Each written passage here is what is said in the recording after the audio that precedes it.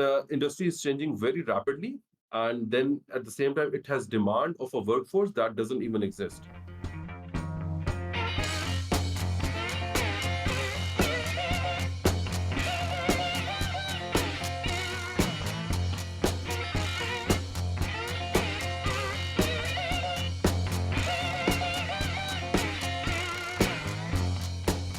Our featured speakers today are the co-founding team behind the groundbreaking edtech company LearnoBots.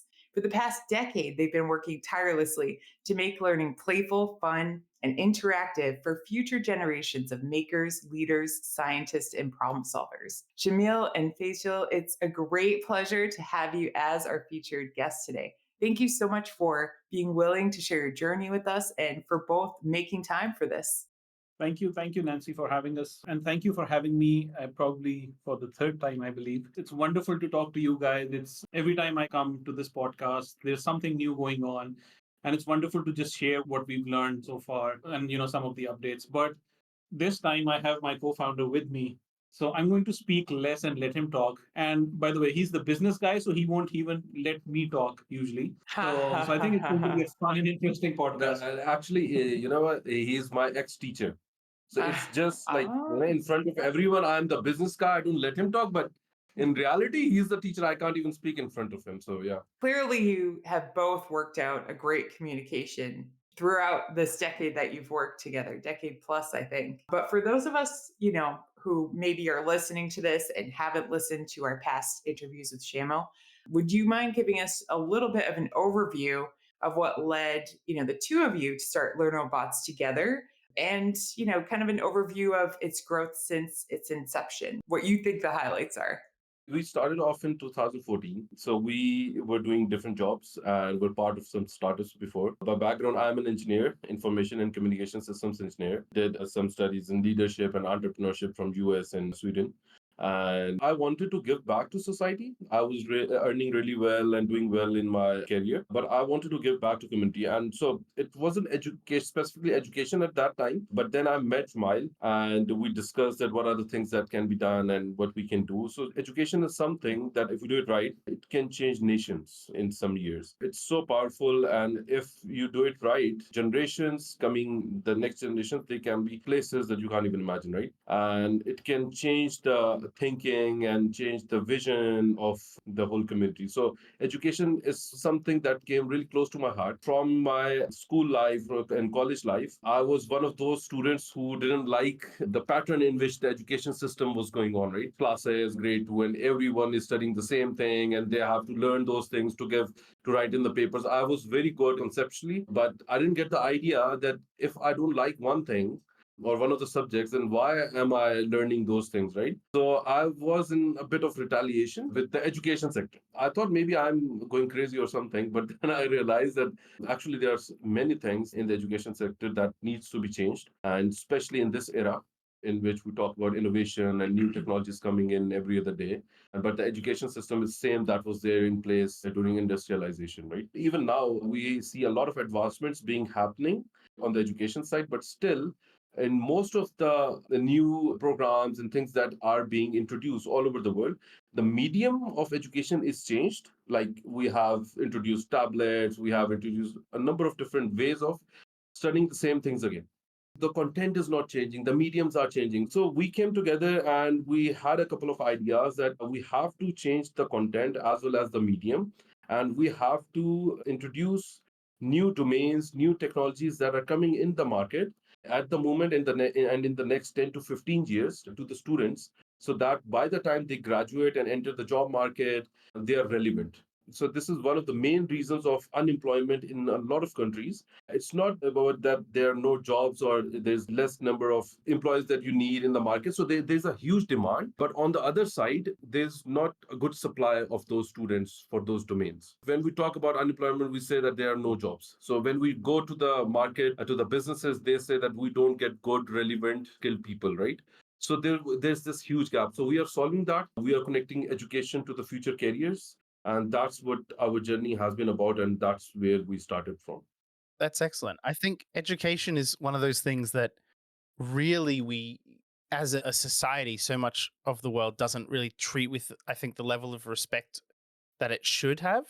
And you're absolutely right that there's like a lot of knowledge and skill sets now that sort of have branched out that aren't addressed within a lot of the current education system.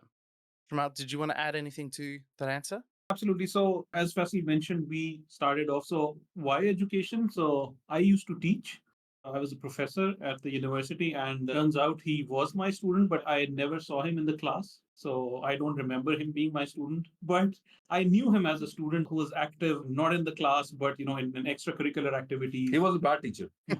Sure.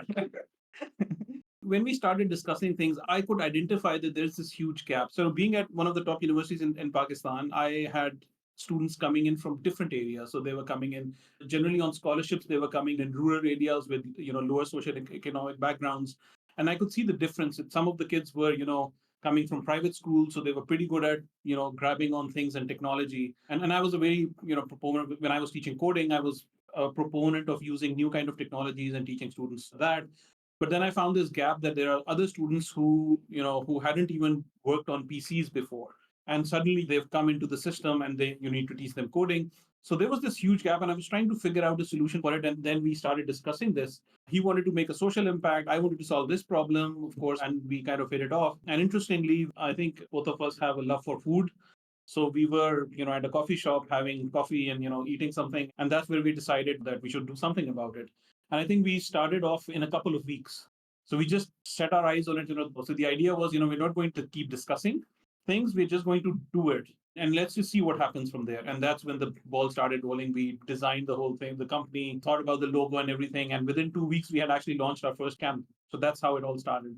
Very cool. I think it's so important to take that active role, like not just talk about the idea, but really, start to try things out, try learn things, because it's the quickest way that you'll figure out if you don't want to do it, but also get ahead of what problems you actually want to solve. I think that's really smart. Now, you guys have talked a bit about the problem that you're trying to solve. Can you tell us a bit more details about how you've gone about solving it and how you think that problem has evolved across the lifespan of Learnerbots? Essentially, we started off with the same thing that we identified there's a gap in the current education system where there's the traditional classroom model, and we have a few subjects that have a practical aspect to it, right? So we started thinking about how can you learn the same things in a more hands-on experiential way. So we started introducing new kind of curriculums.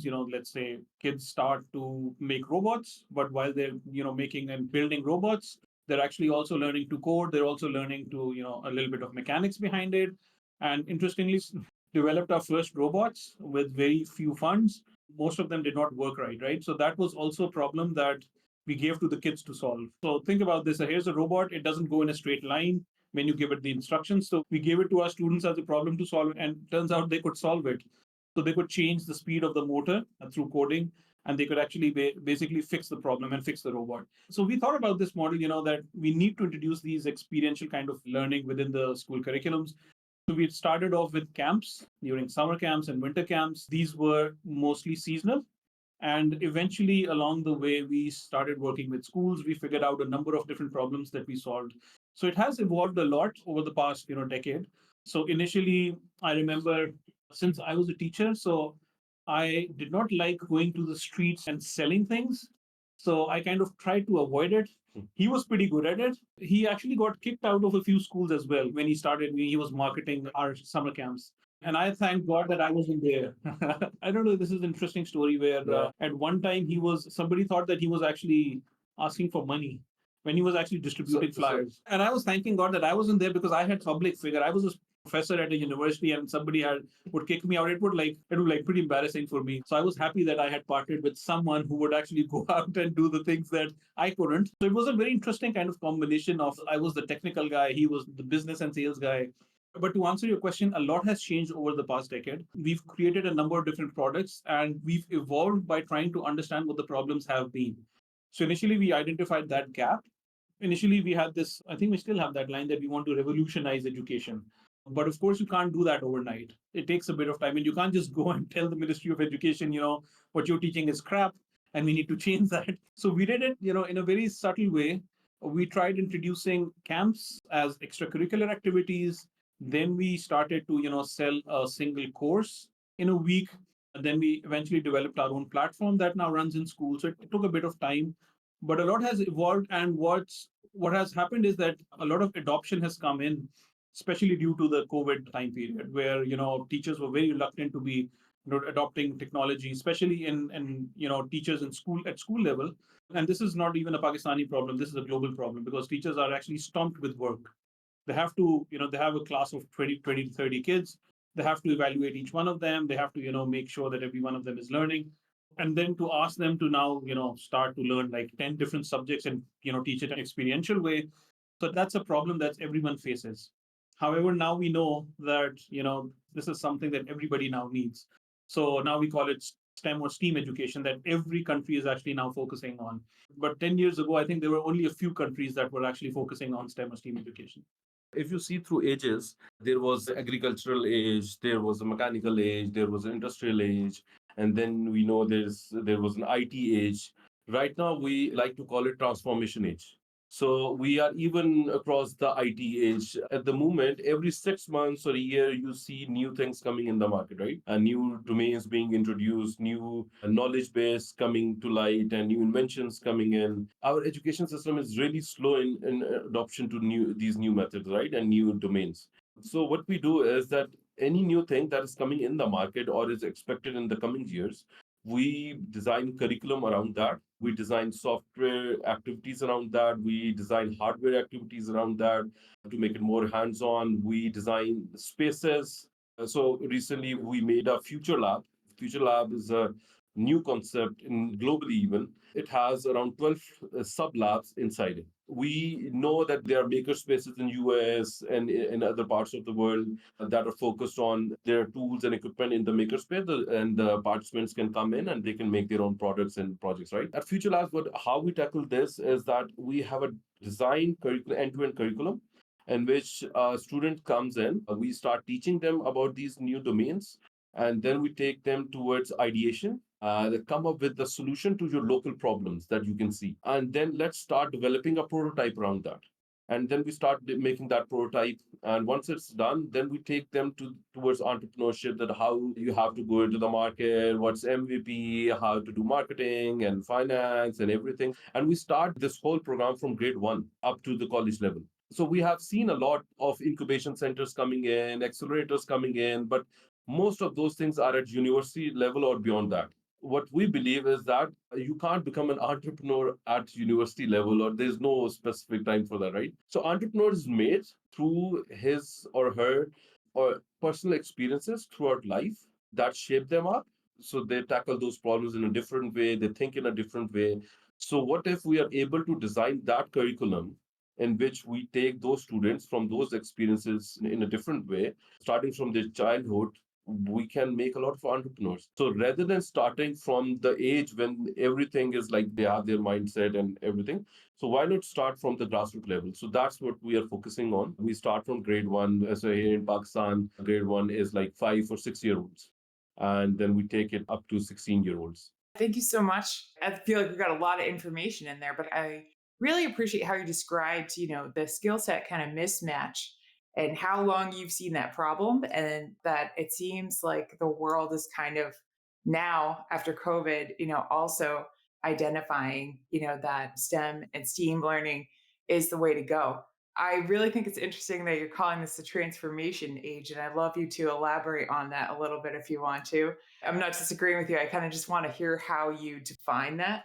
I would also love it if you could dive into future labs a little bit more, because I thought what I was reading about the space exploration and simulated Mars experience was like particularly fascinating. And what I really overall would love to know is, what do you hope to achieve with future labs that you haven't already achieved with what you've done with the learning models in LearnoBots? Was that too many questions at once? About the transformation is right. So education is always transformed through whatever the industry is doing, right? So if we go back a bit in industrial age, there were industries coming in the market, right? And to get the workforce ready for that industry, their colleges came in, diplomas came in, and schooling came in. and so through which the students went to the market, right? Now, in the world of innovation and technology, where I mentioned that every 6 months there's a new thing coming in, the industry is changing very rapidly. And then at the same time, it has demand of a workforce that doesn't even exist. So that's the part of the education side that has to support the workforce for that industry, right? What is happening right now, there's a new innovation on the education side. We have to train those students on those skill set, on those domains, and then when they are ready, they innovate something new, and then there's a new demand of the workforce and a new type of workforce that the education sector produces. And then again, the market changes and the technology is changing. As we are learning more and more and discovering more new technologies, the domains are further changing rapidly. This is what is happening in this transformation age that I was referring to. So this was one. The second one was The Mars experience, right? So essentially, what we've done is we have a one-fourth scale model of the Mars Perseverance rover. We've created a space which resembles the Mars surface. And the idea behind this experience is that we want the students, we want to expose them to the experience that engineers and astronauts go through. They want to control a rover, remote location. So the experience is all about learning about those challenges. So we have a simulator as well, where kids go through those and they collect samples and they have to deposit that. And there's a rover, they have to control that rover on the surface of Mars. And then they actually control the real rover as well through remote PCs using cameras. And eventually, what we want them to learn is, how the actual experience works, let's say at NASA JPL and at SpaceX. So the idea is to create that spark in them, right? Give them exposure right now. And think about it. If a kid or if a student goes through this experience at this young age, then if you go and ask them, what do you want to, what do you want to explore? What do you want to become? What is the career that you're thinking about? Then they don't go back and think about something else because they've gone through this amazing, fun experience where they get to control a Mars rover and, get to go through that simulation. So it makes education so fun and hands-on that it completely changes their mindset. And actually, so this is not very fascinating, So this Mars experience and space, building up a spaceship model in which the students sit here in the at Future Labs and they control the rover. And by the way, this rover is an exact replica of Mars Perseverance rover that is on Mars right now. I made it at a 4 scale. This is same like learning a PowerPoint or a doc Microsoft Word at school and college. So this is doc. The reason I was mentioning this is not very fascinating is it's just making a PowerPoint like 20 years ago. So these are new technologies that we need to incorporate in the schooling system because this is the new age, the new era, the new technologies that are coming up, and we are not doing that at the moment anywhere. Yeah, there was a third question as well. It was more just like building upon that, what are you hoping that this will achieve? It's obviously fascinating. What do you hope to achieve with future labs that you don't feel was already happening with the learning modules that you had in LearnerBots? It's a very different type of experience here. Before, when we used to conduct our workshops and learning sessions, we used to give different educational kits, different educational platforms that we made to the students to experience them. With Future Labs, now we have a whole 10,000 square feet of space in which we have made these different labs specific for that different purpose. So we have a rapid prototyping lab, we have a IoT lab, we have an AI lab, we have a robotics lab here, we have an electronics lab here, we have an incubation center here, we have a podcast room, a content studio basically.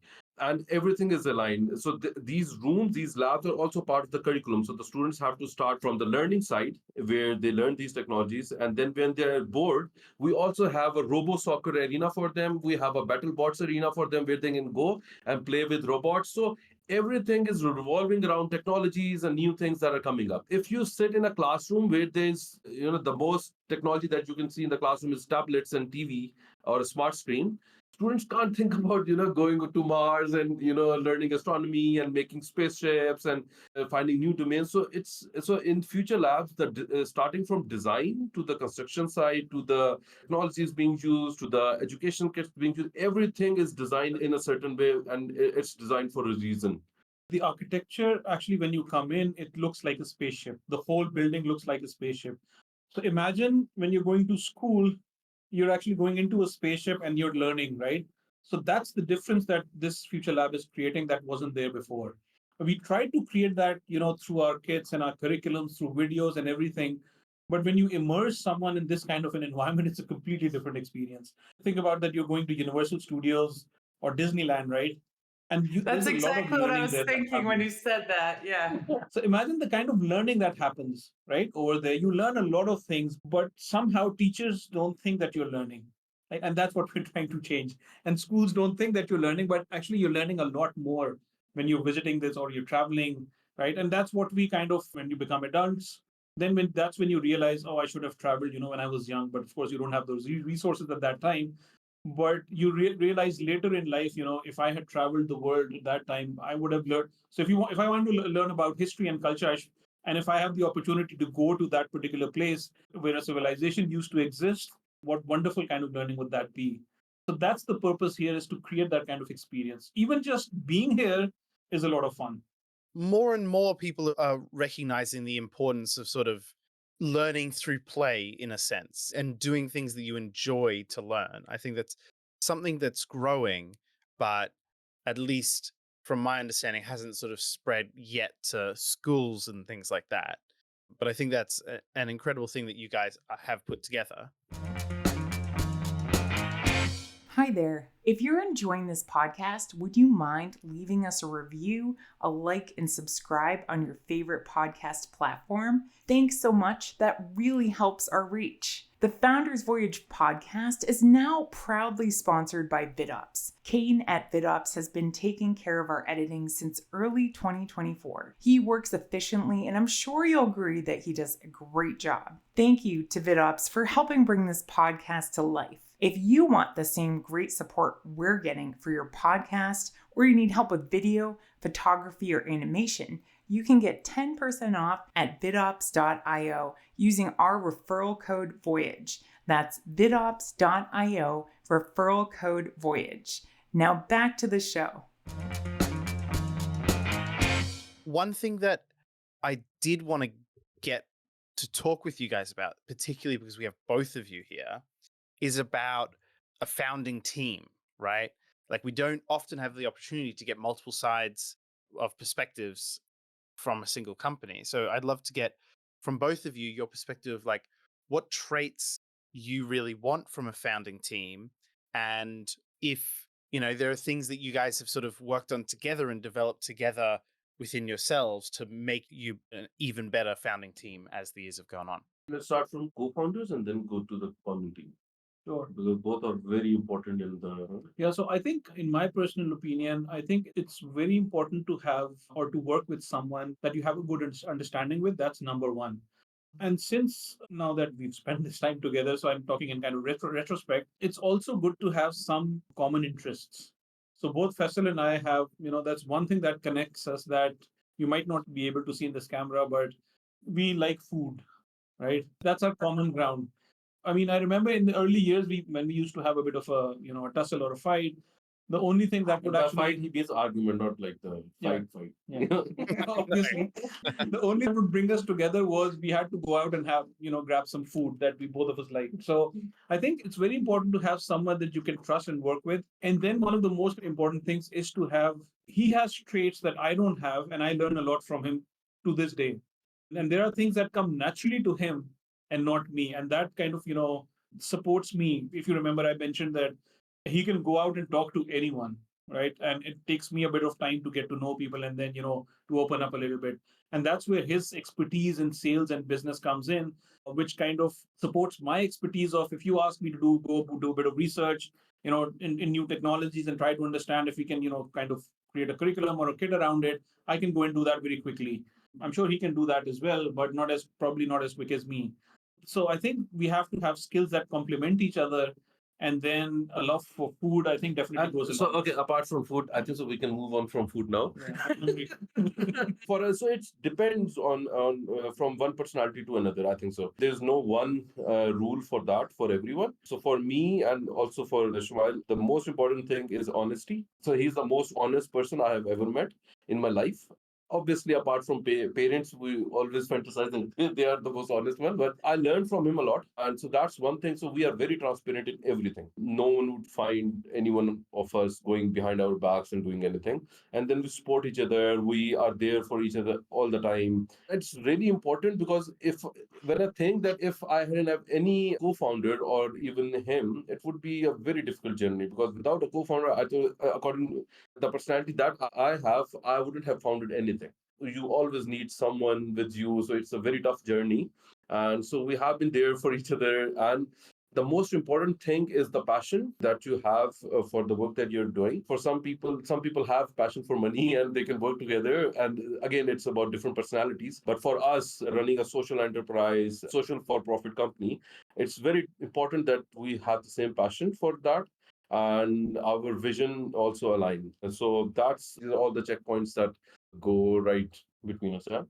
And then the founding team, so it's not only the co-founder, it's also the founding team then. So what we believe is the founding team, one, they should have the same mission that the founders have. Secondly, they are hardworking people because in early days in startups, like it's not like a simple job that you're doing anywhere else. And you have to spend days and nights to do something. And I believe only if you have passion, you can do that. And our company is also a bootstrap company. We never had that much money to give out to the team members in the early days.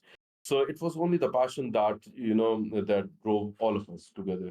I really appreciate you describing, like what's kept you together and kind of how, that relationship has evolved a little bit. I really liked what you were saying earlier, Shamyl, about, you didn't see yourself as that door-to-door salesman, and, Fasil is able to go out and be that person, when you were a distinguished professor and you didn't feel like that was appropriate for you and you didn't feel comfortable in that interaction. It's clear that you've really found that balance in your relationship. And I very much appreciate that. Because I think, like we said at the beginning, before we started recording, like this is like finding another life partner who's passionate Yeah, about definitely. things and growing this business, this baby with you. Were there any times that you found yourselves in some sort of serious disagreement about like the direction you should go in or something else? And how did you go about working that out and coming to a decision? Yeah, most of the time he forces it. He has that kind of personality. When there is a, So we had any such we never had serious issues, but we've always had discussions. yeah. I mean, here's an interesting experience where we are part of an accelerator, and that was not a great experience. Where the founding guy of the accelerator was I don't know, trying to somehow push us or create a discord between us. So that was a bit of a tough time. But generally, when we talk to each other, so we are able to solve those things out. I have to say it again that it's always over some food. It's never without food. So we're very cranky without food. So generally, we're having good dinner or we're eating something that we like, and we have a good discussion. Then it's always a positive discussion. So we You have to have basically your basic needs met. Sorry. I think so it's also about, so for us, the important thing is our baby, like for every parent. So when the focus is on that, there are no serious arguments ever that would come in front of you. So there can be different ways of in which a company can be run. Again, if you sit down, have discussions, look over the pros and cons. So you always come to one decision. And there have been times in which I had a different view and he had a different view. Even support each other in that. And so we experience that. At times, one of us is wrong, and the other times, both of us are right as well. And it's just different ways of doing things. We gave a lot of space to each other. That's so important, being able to give each other that space and engage with each other in the sense of respect and listening. I think that's definitely something that's requisite to have a functional startup. In sort of a similar vein, I'd like to ask you guys, now that you've talked to us a bit about the founding team and about disagreements you've had and how to, go about solving them, what about towards the sort of non-founding people you employ? How do you think your leadership styles have transitioned from like early on, maybe not so experienced with, management and leading people, to now where you've got quite a bit of experience, a lot more about it? A, how has it changed? But B, also, what do you think would be the recommendations you'd give to someone who's at that beginning stage of leadership? The biggest thing I can think of is patience because being a co-founder now, we realize that there are a lot of things that are common sense for us, but for the team, it's not. All of us must have experienced it with our teams and anywhere. It was very difficult in the start to understand that everyone is made different and not all of them are founders or entrepreneurs, right? So it's not common sense for everyone. So you have to be patient. Like I can do things in maybe in an hour that my team of 5 or 10 people, whatever, will might do in a month. But now I wait for a month to empower them instead of doing it within an hour. So delegation is something that we improved a lot there as well. Then we are very soft-hearted people, and we are softies. We couldn't fire people, Yeah. so that was another issue. So we didn't fire anyone. I think so for like 5 6 years or something. Yeah. And then but it has effect on the rest of the team who are working really hard, and so it's wrong with them. So that's one thing we really learned, and we improved it on that side as well. In the start, we always had this image that work is work and then family time is family time, and so you are in this world not only for this business or job or a social change. So there's family as well, there are friends as well. So it should be balanced. So it's a personal and a personality preference. We didn't used to balance it in a good way earlier on. Now we balance it in a much better way. Some of the things that I would give or we would like to advise new founders is we made a lot of mistakes and it took us a bit of time to learn all this. And I think now that we have so many resources that we have, like we have accelerators, we've got incubators, we have communities like Founders Voyage. I think it's important that people go through this and listen to these podcasts because there's a lot of learning there. I think in my case, I did not do that right in the beginning. If I had, talked to a lot of people, talked to, entrepreneurs, or met them and, learned through their journeys, I think I would have made a lot less mistakes that I did and learned from them. So I think for new founders, I think it's important that you spend some time with founders and learn from their experience because if you do that, you're going to make a lot less mistakes. It's true, but I'm sure, as you're teaching students, like it's sometimes defaulting to those patterns of thought and behavior, not defaulting to them is quite difficult, even though you can see the successful examples in front of you.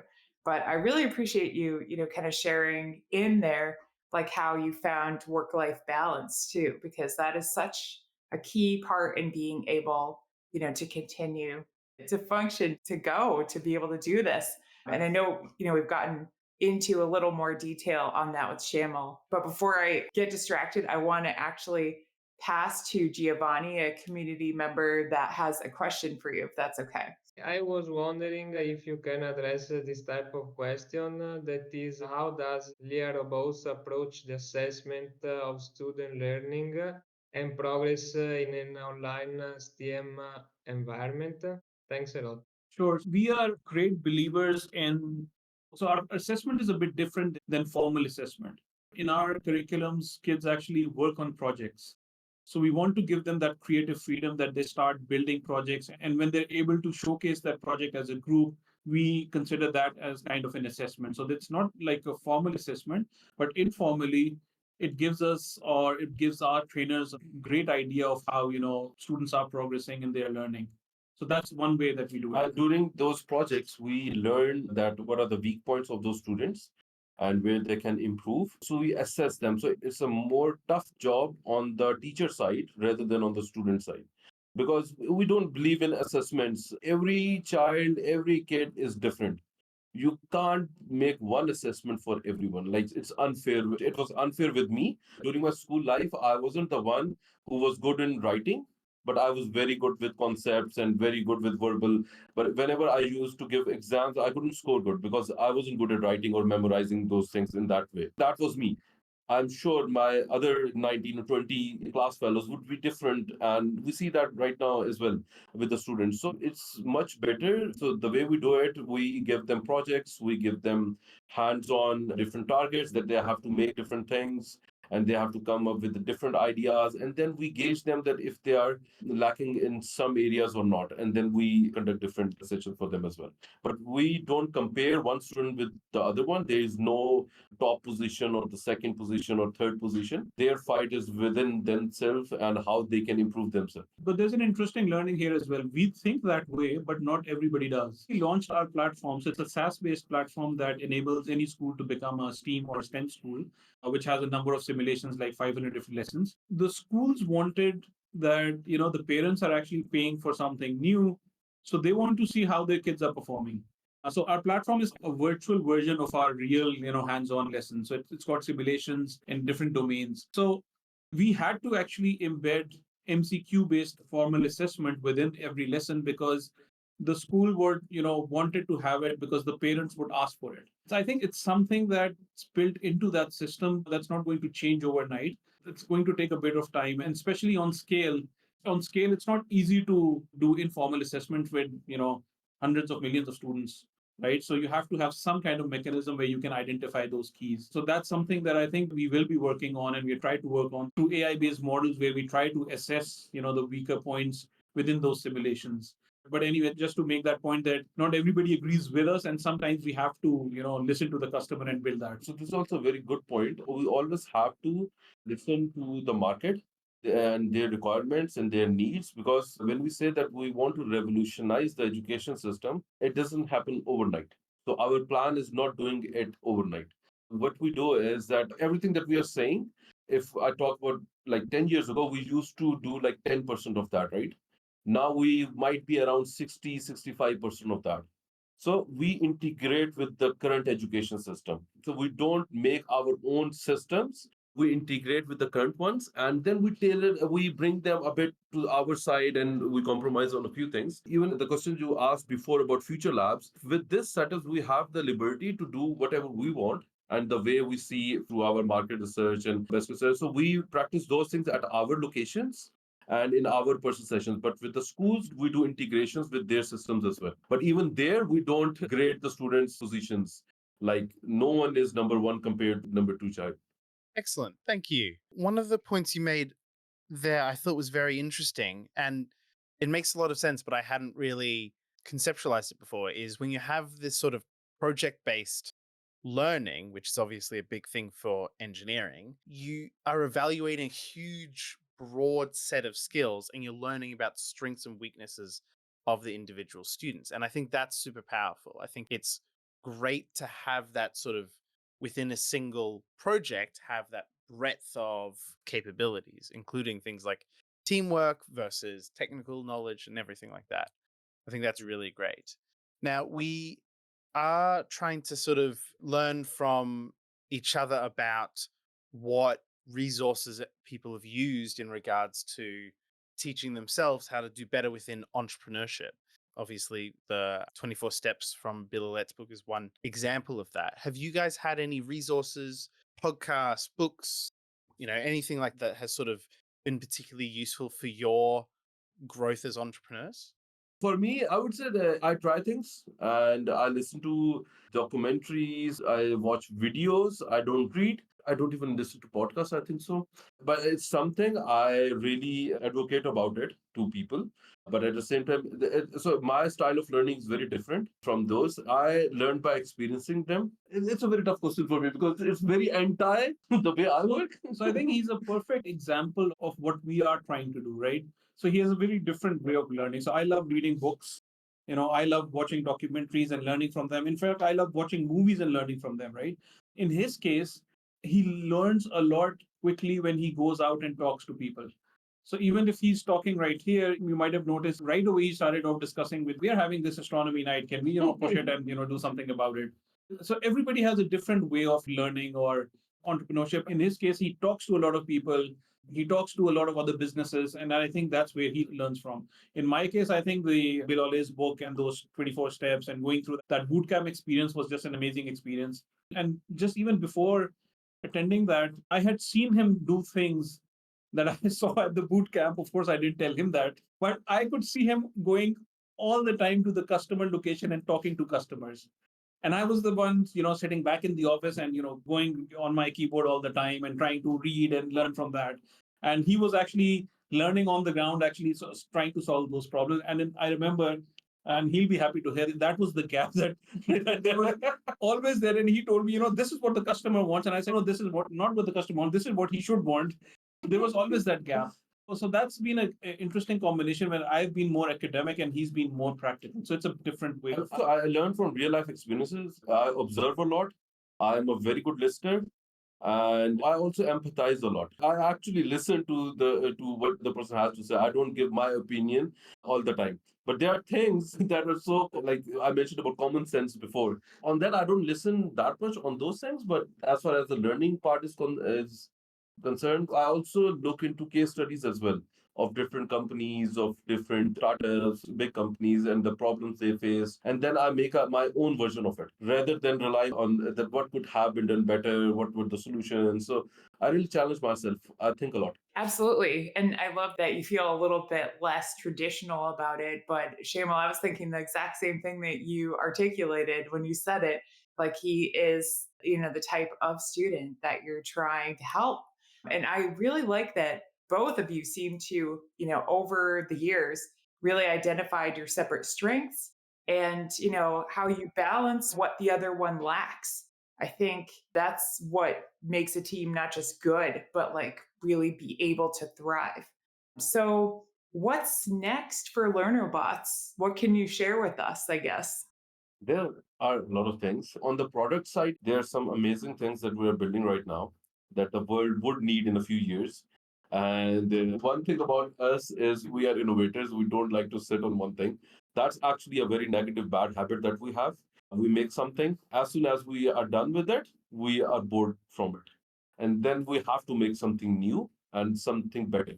And I think so that's a typical problem for engineers and from technical people as well. Yeah, I was going to say And classic engineering problem. yeah. Most of the times we have to stop ourselves and pause a bit because it's even very difficult for the team to follow you on that pace. There are some exciting products that we are coming up, and also we are expanding to internationally as well. Currently, NerdoBots has sessions in 13 plus countries apart from Pakistan. But now we are also expanding physically. So the first country that we are going for is Saudi Arab, because we know Saudi is really expanding right now and they are investing a lot in everything possible. And so there's a huge demand there. And also their schooling system needs a lot of improvement as well. And our goals really align with their vision 2030 as well. So we are aligned on a lot of things that they want to do, and we have already done it here. Obviously, that scale is a huge scale where governments have to want to do something on that level. So we have a lot of solutions, and then we have plans to expand in Europe, in US, in Australia, in Middle East countries. So there's so much to do, so many countries left. So because what we are bringing is something very new, and I won't say we are the only one to do it. We were the pioneers to start it in Pakistan, though. But at that time, when we started back in 2014, even worldwide, there were very few companies who were tackling the education crisis problem in this manner. So that's our plan to take this to each and every child anywhere globally. And I think so it would be out of context, but when I say take it to each and every child, even there are schools in Pakistan in mountainous areas where you can't go by car or a bike, you have to go on a horse. There's no internet, there's no electricity. Even their students are learning. Our students are working on 3D printers. They are making 3D models. They are working on robots. They are coding. They are doing. So we have made so many different solutions for different demographics from different society. We don't take anything as an impossible task. We take it as a challenge and we solve it. And we have found a lot of many solutions for a lot of things. Yeah. What's new about Nerdwoods? I think that's pretty much it. I told you he doesn't let me speak a lot, so I have that pressure to speak more because he mentioned that he had been in podcasts before. So I know he would have mentioned everything. So I have that pressure. So that's why I'm. right.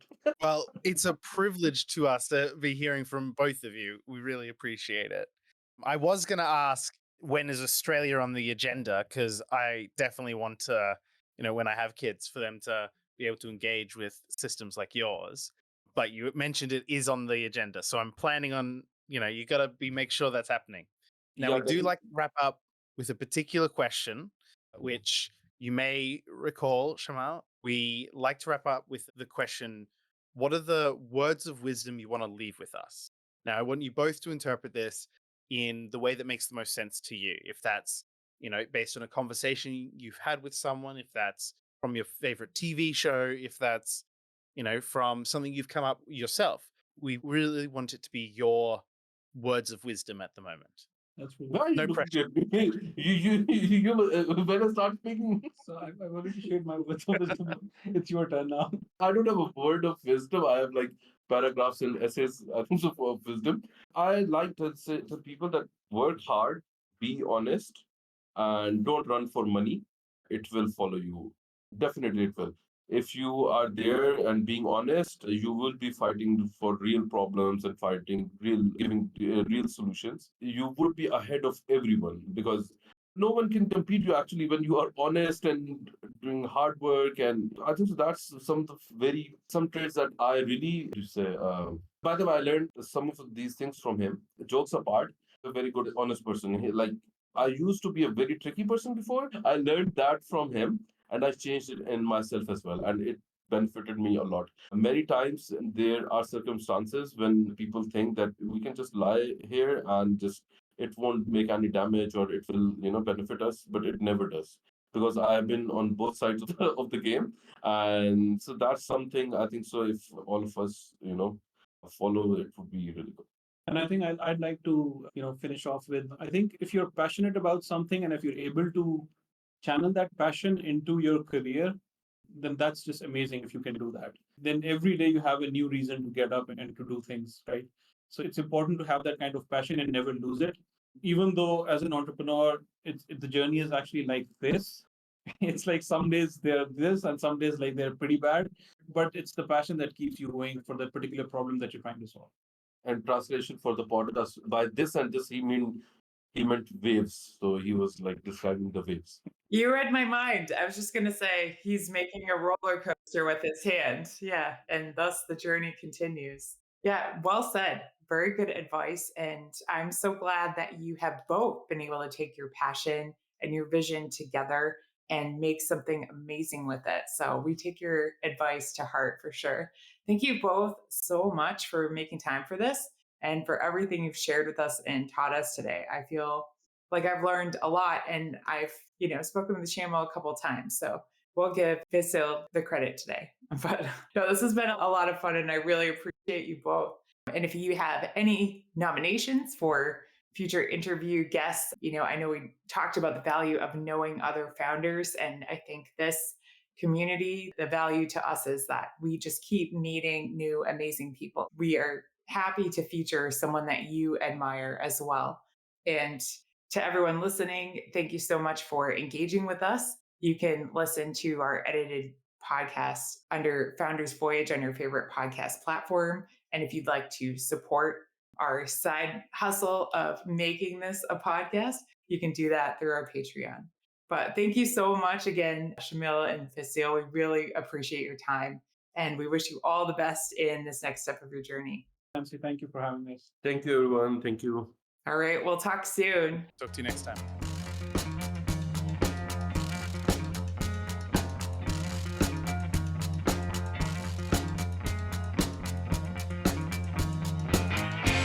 You've just finished another episode of Founders Voyage, the podcast for entrepreneurs by entrepreneurs. The team at Founders Voyage wants to thank you from the bottom of our hearts. We hope you enjoyed your time with us, and if so, please share this with someone else who might enjoy this podcast. You can also support us by leaving a review on Apple Podcasts and Spotify, and by donating to our Patreon. Outro music today is Something for Nothing by Reverend Peyton's Big Damn Band.